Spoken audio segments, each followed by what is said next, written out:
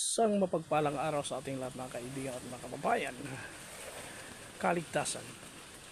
Ito ang madalas nating marinig sa mga nagdadala ng magandang balita. Pastor man, pari man, o ministro, o kahit ano, kahit na sino na nagdadala ng magandang balita. Kaya ang kaligtasan ay napaka-importante mga kaibigan. Mabuti na lang kung kaligtasan dito lang sa sanlibutan, sa kasalukuyang buhay natin.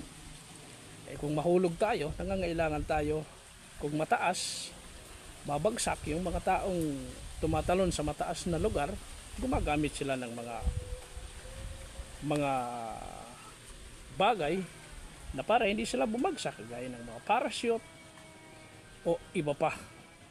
Ito naman sa dagat, tayo naman ay kailangan ng kaligtasan, ay siyempre magsusuot tayo ng life jacket o kaya sasakay tayo sa mga lifeboat o kung anong mahawakan natin na makakaligtas sa atin. Ngunit ang kaligtasan binabanggit ng banal na kasulatan mga kaibigan, ito ay nakakaiba.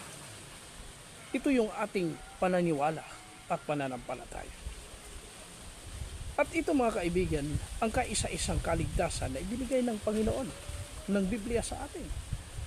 Ito ang ating mababasa sa Gawa 4 at ang talata 12, Acts 4 verse 12.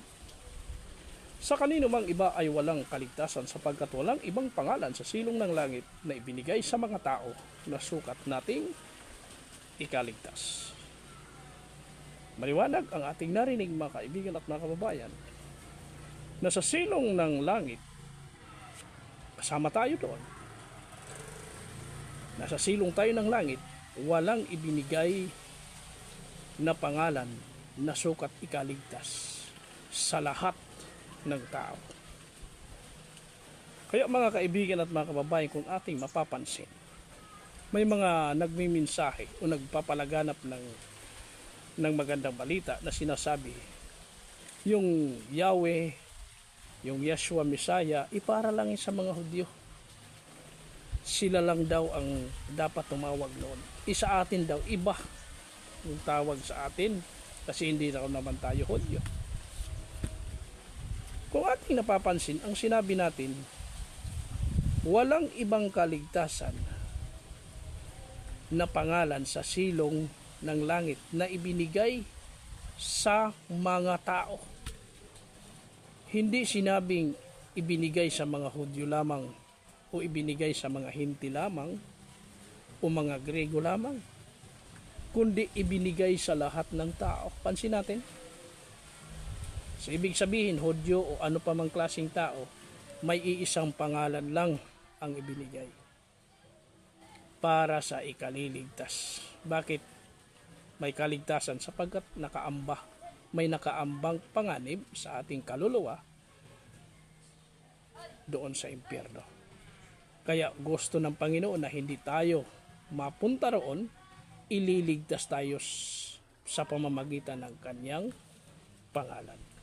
At doon natin ilalagay ang ating pananampalataya at trust sa kanyang pangalan. At hindi lang doon, kung tayo ay nananalig sa kanyang pangalan at sumasambit sa kanyang pangalan, gagawin din natin ang kanyang kalooban.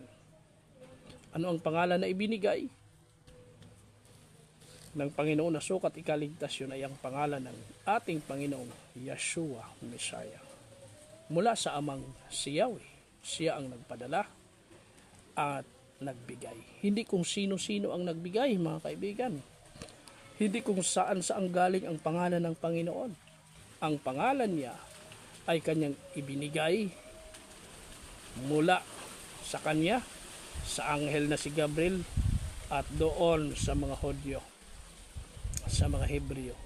Doon nagpasimula, doon niyang ibinigay upang ang tao, lahat ng uri ng tao ay maligtas. Sana ay naunawaan natin mga kaibigan at mga kababayan. Mapagpalang araw sa ating lahat.